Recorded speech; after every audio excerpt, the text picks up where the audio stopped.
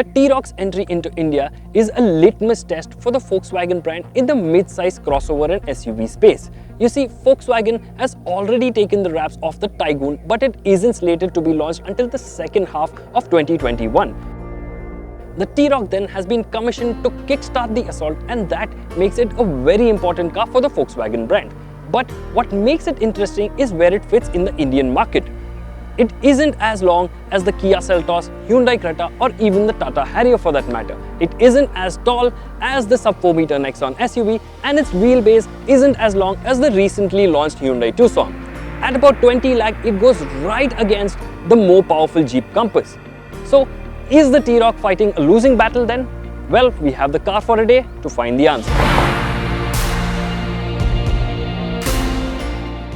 Irrespective of what the spec sheet suggests, the T-Roc doesn't quite look small in flesh. The front grille with the chrome surround and the wraparound LED headlamps make the car look quite broad. The wide front and rear track further give it a squatted down stance, adding to its robust appeal. It also allows the car to have a planted feel on the road, but more on that later. Below the headlights, there are uber cool D-shaped fog lamps that also double up as turn indicators. Around the back too, the T-Roc is uncluttered and pleasing to look at. In my opinion though, the car looks its best in the side profile, courtesy of the coupe-like C-pillar, contrast roof and roof-mounted spoiler. Although the T-Roc is on sale in 6 color options, its quirky appeal is really highlighted well in the curcuma yellow shade.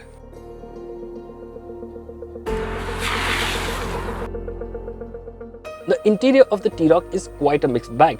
While there are a lot of elements that impress, there are as many that could have been better.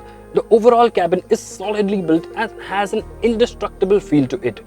But there are a lot of rough plastics on the face of the dash as well as the door pads, and that is not something you expect from a 20 lakh rupee car. In terms of other elements, the steering wheel, the automatic climate control are the same as what you see in other Volkswagen models. The T-Roc gets its individuality in the way the dashboard has been designed. It gets this gunmetal finish on the face of the dash. In the international spec model, you can customize this, but the CBU that has been brought into India, you get no customization options.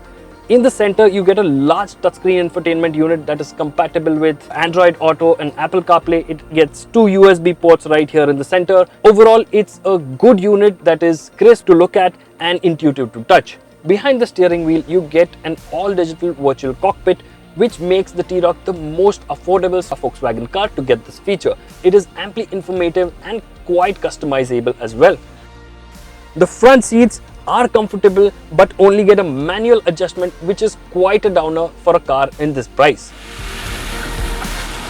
Now let's hop onto the back seat and find out how it's like in there.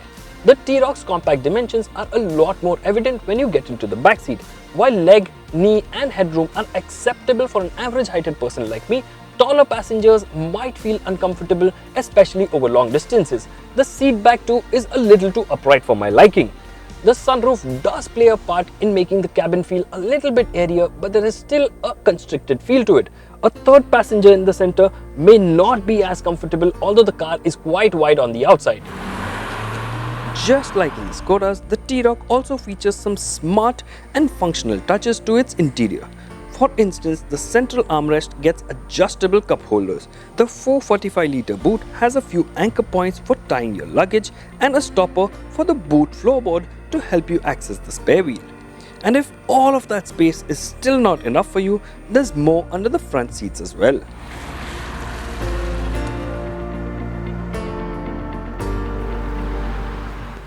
With the new emission norms coming into effect this April, Volkswagen Group cars have made a complete switch to petrol power. We got a taste of the 1 litre and 2 litre TSI motors sometime back in the Polo and the Skoda Superb respectively. This T-Roc, however, comes with a 1.5 litre TSI motor that is shared with the Skoda Karoq. Right from the time you hit the start button, the refinement of the 4-cylinder motor is amply evident. There's absolutely no noise from the engine at idle, and in fact it deceives you into believing that the start-stop system has been engaged. In terms of performance too, the T-Roc is amply impressive as well. In the drive mode, it maintains a low profile and goes about doing its business in a rather quiet manner. But switch to sport and that is when the performance of the car comes to fore. The engine and gearbox maintain about 2,500 RPM, which makes sure that the car remains in the meat of its power band and there's ample of power available on tap. The engine isn't shy to rev right up till its 6,500 RPM red line as well. There is a bit of turbo lag and it does get irksome, but once you come to terms with it, the performance is amply engaging. The 7-speed DSG, as always, is an absolute charm. It shifts through the gears like a hot knife through butter, which adds considerably to the overall drive experience. The T-Roc also gets cylinder deactivation tech that shuts off 2 cylinders while cruising to save fuel. The T-Roc has been brought into India as a CBU, which means that the suspension hasn't been softened for our road conditions.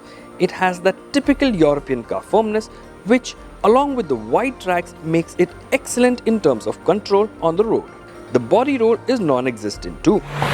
Like almost every electromechanical steering, this one too doesn't boast with feedback, which somewhat dampens the joy of driving. On the flip side, the stiff suspension setup does make the slow speed ride a bit harsh on the back.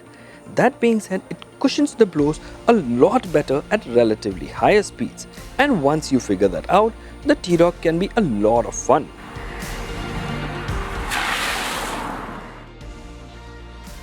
In the Indian market, the T-Roc goes against some very able competitors in the 20 lakh price bracket, and that is what somewhat clouds its capabilities.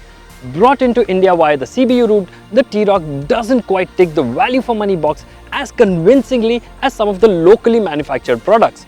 In terms of space and creature comforts as well, the T-Roc doesn't quite set new benchmarks. Keeping all of that in mind, the T-Roc's downsides are a lot more apparent than its strong suits. That being said, scratch beneath the surface and you will find there is a lot to like about the T-Roc as well. The 1.5 litre motor performs impressively and complements the dynamics of the car. With a 5-star NCAP rating and cylinder deactivation tech, it has you covered as far as safety and efficiency as well. Add to that a quirky design and what you get is a car that stands out in the swarm of SUVs. The T-Roc then is a wholesome and fun crossover, one that gets a vote of confidence.